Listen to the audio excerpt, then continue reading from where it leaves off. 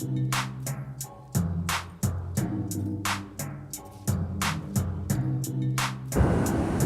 everyone, welcome to Markey Central. I'm DJ Markey, host of course, and right now I'm at the Rhode Island Comic Con. I'm going to take you inside where we're going to be looking at some live art, action figures, crafts, and much, much more. So while you sit back, get your grub on, I'm going to take you on a roller coaster ride. Alright, let's go.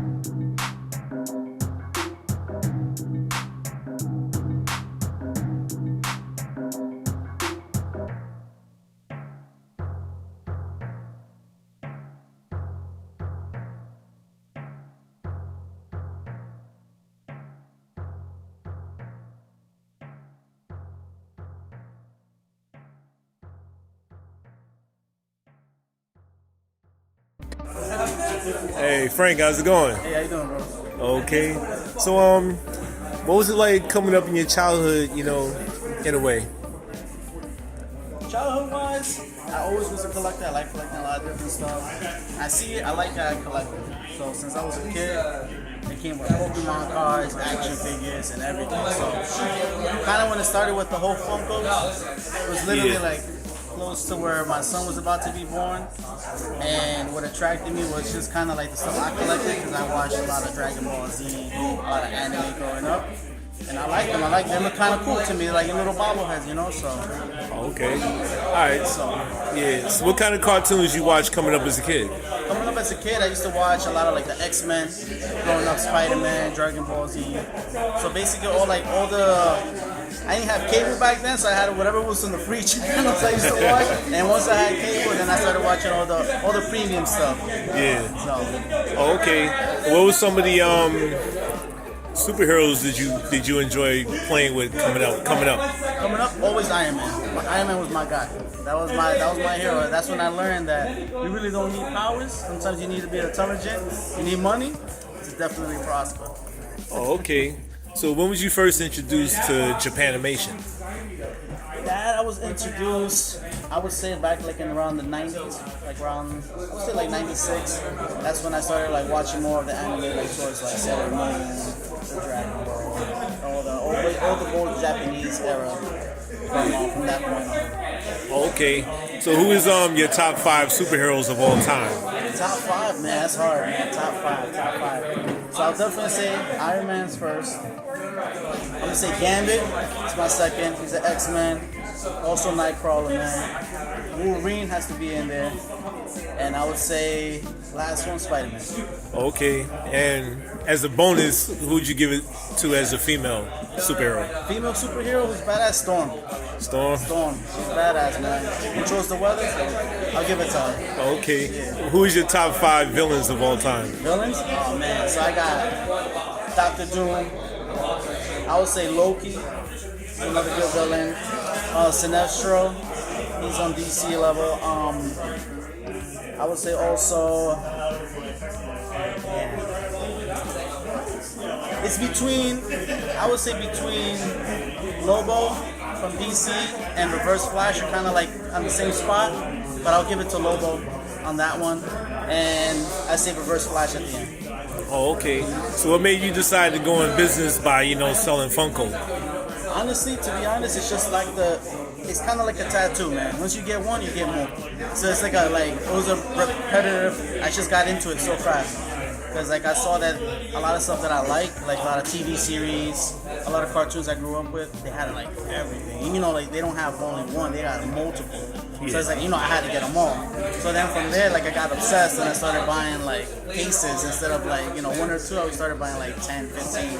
So yeah, from 20, I would say late 2015, I started collecting the Funko. Oh, okay. What do you enjoy so much about your work?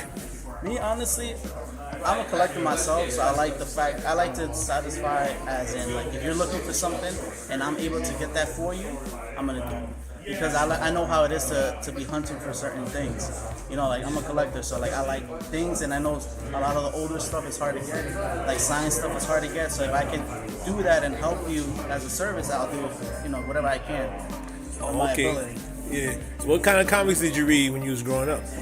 Mostly all the Marvel ones. So I started off with the Spider-Mans, the first editions. Then I got into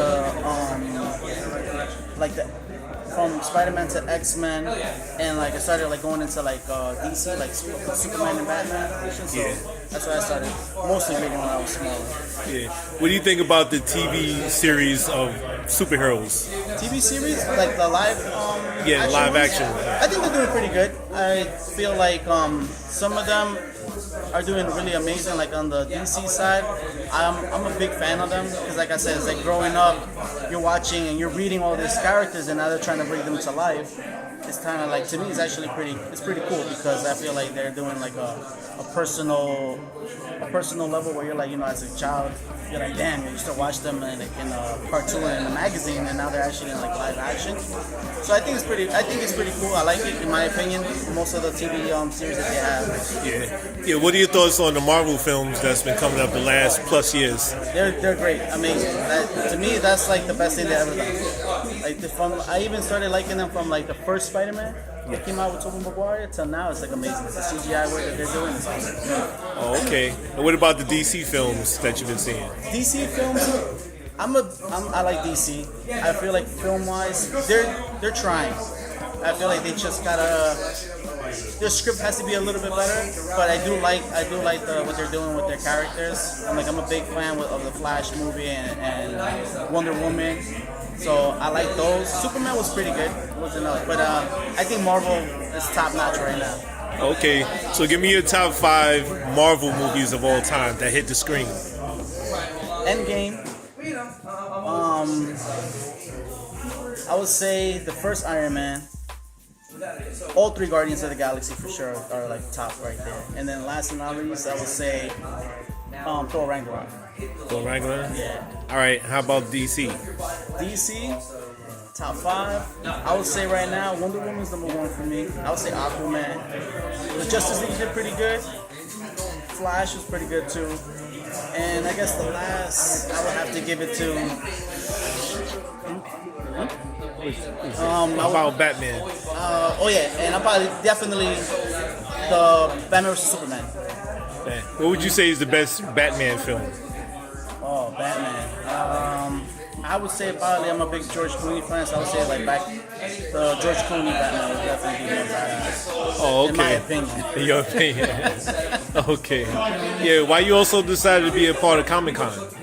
Comic-Con, well, to me, Comic-Con is a big event where a lot of people get together, a lot of fans. And I feel when you're surrounded with a lot of people that like what you like, you got more connection. So it's a lot of fans, people from my childhood or even the newer comers, we all have something that we relate to, and it kind of brings us all together. So I'm a big fan of the Comic-Con concept. Okay, thanks so much for your time, bro. I appreciate you, bro. Appreciate Thank you so much. Wish you the best. Thank you. Okay.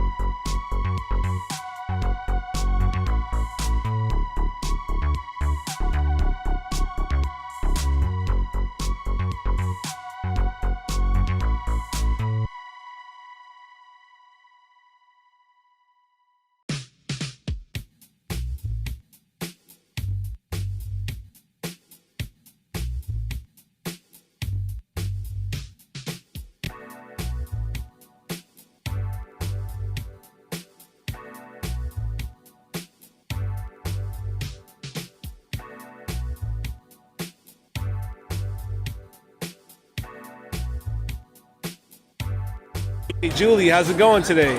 It's going really good. I think I'm having a really good Saturday. It's my first time at Rhode Island Comic Con, so I'm really excited. Okay, so how did you decided to get involved with Comic Con? I was always a really big fan of going to comic book conventions and just feeling like I had a place. And so I always went as an attendee, and then I decided once I started taking my art a little bit more seriously, I started doing a vendor. And this is actually only my third show, but it's been really exciting to be able to see people's reactions to my work. Okay, so when you was growing up, what made you decide you wanted to get into art? It was my dad, actually. My dad was a really big artist, and he pushed me a lot into exploring that realm, and I was very rational, and so I was kind of scared to do it, but I eventually just started doing it, and I got a lot of positive feedback from it, and it just kind of became an enjoyment factor because then it was just something we could bond over. Okay, so did you used to like trace characters before you start mimicking your own? So my very first show I really was into when I made art was Doctor Who. And so a lot of the times I would actually take the posters and put the poster right next to my sketchbook and like try to copy it as much as I could. Oh, okay. So as you was growing up, what kind of cartoons did you watch growing up? I was a big The Last Avatar person. That was a big thing that me and my dad watched like constantly. And then like classics like SpongeBob and that kind of thing. Okay, did you used to read comic books when you was growing up too? Yeah, I was a big DC. I was a big DC over Marvel. I was a big Batman person specifically because I thought the villains were really good. Riddler is like by far one of my favorite antagonists of any show that I've ever seen. Okay, so who would you say your top 5 superheroes or villains in DC? Riddler, Black Mask.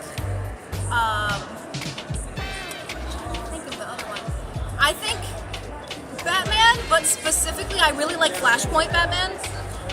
And then I like Penguin. Depending on the universe, I like Penguin. And then Poison Ivy. Okay, as far as Marvel go, who is your top 5? I would say Black Panther. I actually really like the Eternals movie, so I had a few of those who I really enjoyed.